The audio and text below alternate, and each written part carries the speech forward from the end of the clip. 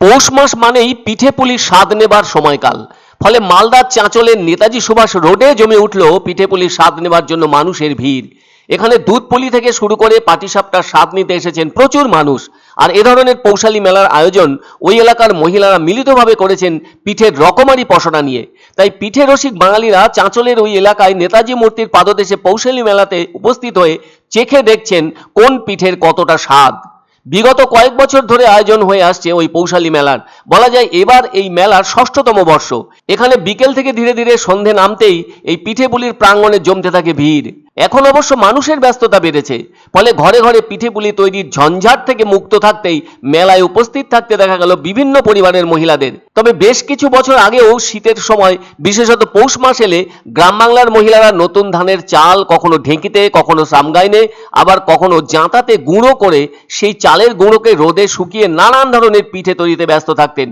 এক্ষেত্রে কিন্তু শহুরে মহিলারাও পিঠে বানাতে ব্যস্ত থাকতেন। তবে তারা অবশ্য অত কষ্ট করে চালের গুঁড়ো করে নিয়ে নয়, দোকান বা বাজার থেকে রেডিমেড গুঁড়ো আনিয়ে তা দিয়ে পিঠে তৈরির কাজ করতেন। আর বর্তমান সময়ে বেশিরভাগ মায়েরা ছেলে মেয়েদের পড়াশোনার ব্যাপারে ব্যস্ত থাকেন সারা বছরই। আর তাই পৌষ মাসে পিঠে বানানোর হ্যাপা সেভাবে সামলান না। ওই নিয়ম রক্ষার জন্য যা যতটুকু প্রয়োজন তা মিষ্টির দোকান থেকে কিনে আনেন, নতুবা স্বনির্ভর গোষ্ঠীর মহিলাদের কাছ থেকেও প্রয়োজনের পিঠে, পাটিসাপটা, পায়েস এসব কিনে থাকেন। এছাড়া অনেকের আবার গ্যাস অ্যাসিডের ঝামেলা থাকায় পিঠে থেকে বেশ খানিকটা দূরেও থাকেন। তবে যারা পিঠে পাটিসাপটা খাওয়ার ব্যাপারে আগ্রহ দেখিয়ে থাকেন তারা তো এ ধরনের পিঠে মেলারও খোঁজ করে সেখানে পৌঁছে যান।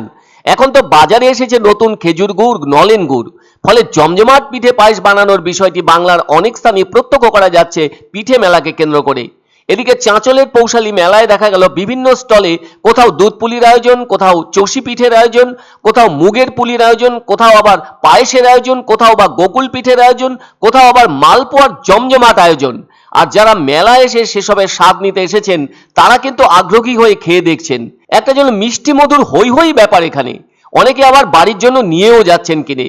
এ ব্যাপারে মেলা কমিটির অন্যতম কর্ণধার সুদীপা সাহা বলেন, পৌষালী মেলায় পিঠের মোট 10টি স্টল রয়েছে, আর তাতে রকমারি পিঠের সম্ভার সাজানো আছে। তবে বিক্রিও হচ্ছে ভালোই, আলাপ পরিচয় হচ্ছে, আবার রোজগারও হচ্ছে।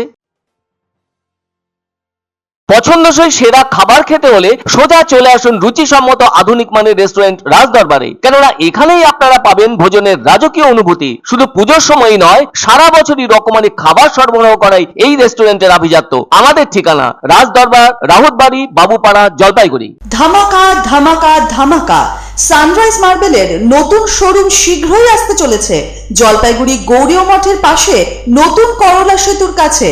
এখানে পাবেন আধুনিক টাইলসের রকমারি সম্ভার। এক অন্য অনুভূতির স্পর্শ পাওয়া যায় রয়কো ব্র্যান্ডের গেঞ্জি ও জাঙ্গিয়ায়। তাই ছোট বড় সবার পছন্দ রয়কো গেঞ্জি ও জাঙ্গিয়া।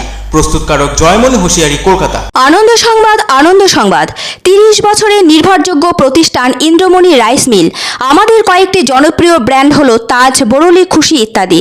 আমাদের ফ্যাক্টরি আউটলেট সিজি ট্রেডিং কোম্পানির দিনবাজার এক্সিস ব্যাংকের পাশে জলপাইগুড়ি। এখানে সুলভ মূল্যে গুণগত মানের সব ধরনের চাল পাওয়া যায়। Phone number 9547029475।